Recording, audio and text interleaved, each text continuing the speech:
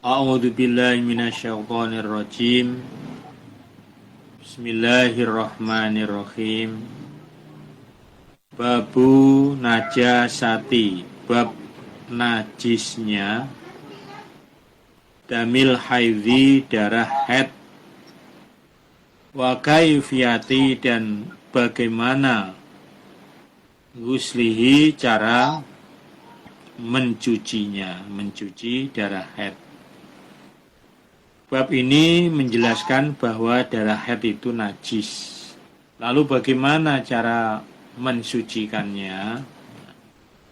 Hadatsana Muhammad ibnu Muthanna qala hadatsana Yahya an Hisyam qala hadatsatni Fatimah an Asma'a radhiyallahu anha qalat, berkata Asma', Ja'at, datang siapa imra'atun, seorang perempuan, datang an-nabiyya kepada Nabi sallallahu alaihi wasallam.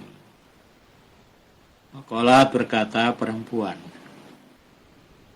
Ara'aita, bagaimanakah pendapat engkau, ihdana, pada salah satu kami, tahidhu, yang haid, fi thawbi, pada pakaian, kaifa, bagaimana, tasna'u, berbuat, siapa, salah satu kami. Jadi ada seorang wanita yang datang kepada Nabi menanyakan bagaimana Nabi pendapat panjenengan. Ada salah satu kami, artinya perempuan, dia haid. Nah, pakaiannya kena darah haid. Bagaimana dia harus berbuat? Qala, bersabda Nabi, takhutuhu, mengerok siapa orang pada darah. Karena darah haid itu kan hitam pekat, kental, itu. Jadi kalau kena pakaian itu ya tebel begitu. Makanya sebelum dicuci itu dikerok dulu, dibersihin dulu, atau ya direndam yang lama. Tsumma takok suruhu, takorusu, kemudian nyiram siapa orang pada darah, atau nguconi, mengucek-ngucek, bil ma'i, dengan air. Setelah dikerok-kerok, kemudian disiram, dikucek-kucek, ya mungkin pakai sabun, rinso kalau sekarang ya. Bil ma'i, dengan air. Watan zuhuhu, dan menyiram siapa orang pada pakaian, cuci, dikucek-kucek dengan sabun, kemudian disiram, ya, sampai betul-betul bersih. Ya, beda dengan mani kemarin. Mani kan walaupun masih ada bekasnya, nggak bersih, nggak apa-apa, karena beda. Kalau darah haid itu najis, harus bersih betul. Setelah dicuci bersih, watu soli, dan sholat siapa orang, fihi, di dalam pakaian, boleh dipakai untuk sholat. Jadi kesimpulannya sekali lagi bahwa darah haid itu hukumnya najis. Hadatsana Qutaibatu ibnu Sa'id, hadatsana ibnu Lahiyah, an Yazid bin Abi Habibin, an Isa ibni Tolkhah, an Abi Hurairah radhiyallahu an, anna Khawlata, sesungguhnya Khawlah binta Yasarin, anak perempuannya Yasar, atat, datang dia, an-nabiyya, pada Nabi sallallahu alaihi wasallam. Jadi Khawlah ini datang kepada Nabi, faqalat, maka berkata siapa Khawlah? Khawlah itu perempuan.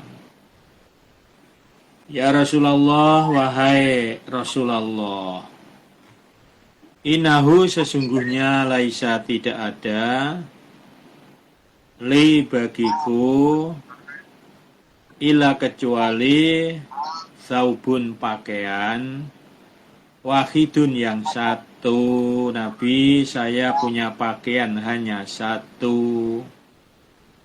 Wa ana dan saya akhidu khed saya fihi pada pakaian.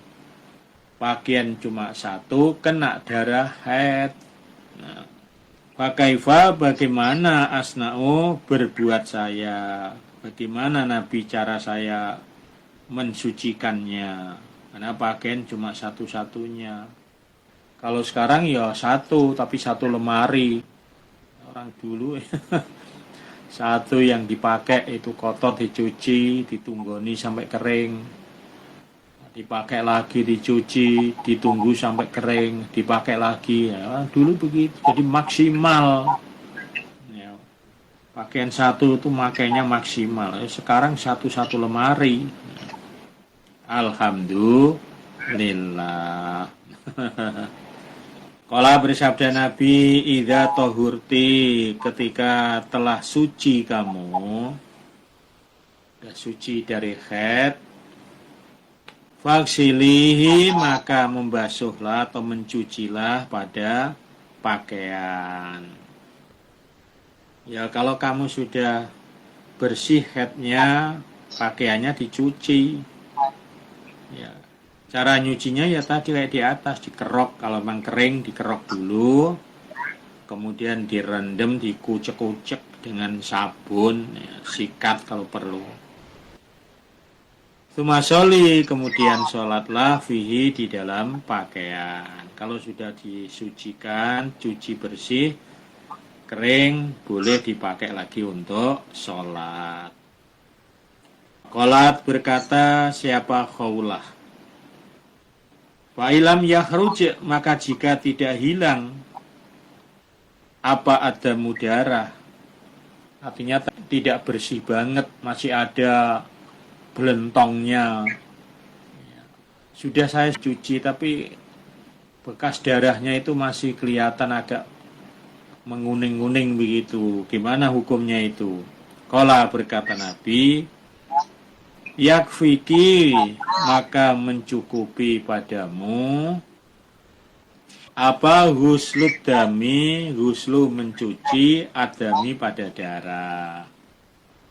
Wala yadzuruki dan tidak membahayakan padamu apa asaruhu bekas darah. Ya, yang penting sudah kamu cuci, sudah kamu kucek-kucek, itu sudah suci. Adapun setelah dicuci, dikucek kering, ternyata masih ada kelihatan bekas darahnya agak kuning-kuning, ya nggak apa-apa itu kata Nabi. Jadi nggak harus bersih sekali. Pokoknya kalau sudah dicuci, dikucek itu najis itu sudah hilang. Nah, Rawahu Abu Dawud. Babu najasati, bab najisnya lahmi daging mayuk mala yuk kalu, apa-apa yang tidak boleh dimakan, lahmuhu dagingnya, yaitu rupanya minal haywani dari beberapa hewan. Gimana hukumnya? Hewan yang dagingnya haram, yang tidak boleh dimakan, itu hukumnya najis. Jadi najisnya hewan yang dagingnya tidak boleh dimakan alias haram. Artinya bahwa hewan yang dagingnya itu haram, maka otomatis itu hukumnya juga najis. Air liurnya najis, kencingnya najis, kotorannya najis, sak daging-dagingnya najis. Hadatsana Abu Asim Ad-Dhahhak bin Makhladin an Yazid ibni Abi Ubaidin an Salamah ibnil Aqwa radhiyallahu anhu anna Nabiyya sallallahu alaihi wasallam Ro'a melihat Nabi nironan pada api. Tuqadu yang dinyalakan apa api. Yauma pada harinya Khaybaro perang Khaybar. Pada waktu perang Khaybar, Nabi melihat ada yang sedang menyalakan api, artinya masak. Bukan api penerangan, tapi api tungku, lagi masak. Qala bersabda Nabi, alama atas apa? Tuqadu dinyalakan, hadhihi niranu, ini api, hadhihi ini aniranu api.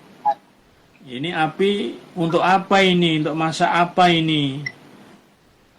Qalu berkata mereka, alal humuri beberapa khimar, al insyati piaraan. Oh ini Nabi, tadi orang-orang ada yang menyembelih khimar piaraan, bukan khimar liar ya. Oleh Nabi yang piaraan nggak boleh dipotong. Tapi kalau berburu boleh. Kalau berkata mereka, ala nuharikuha, apakah tidak menuangkan kami ha pada wadah, wa nagsilu, dan membasuh kami ha pada wadah. Kemudian para sahabat usul Nabi, kalau kita buang isinya terus wadahnya kita cuci, bagaimana Nabi? Kan bisa dipakai lagi, dimanfaatin. Kalau dipecah, dibuang berarti sak wadah-wadahnya. Qala bersabda Nabi, agsilu, mencucilah kalian. Oh ya udah, yang penting isinya itu dibuang, nggak boleh dimakan. Nah, kemudian wadahnya itu dicuci. Ya karena haram sesuai dengan judulnya tadi.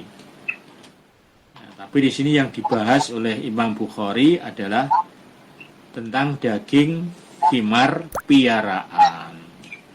Hukumnya haram. Rawahul Bukhari fi Kitabil Maudolin. Mari kita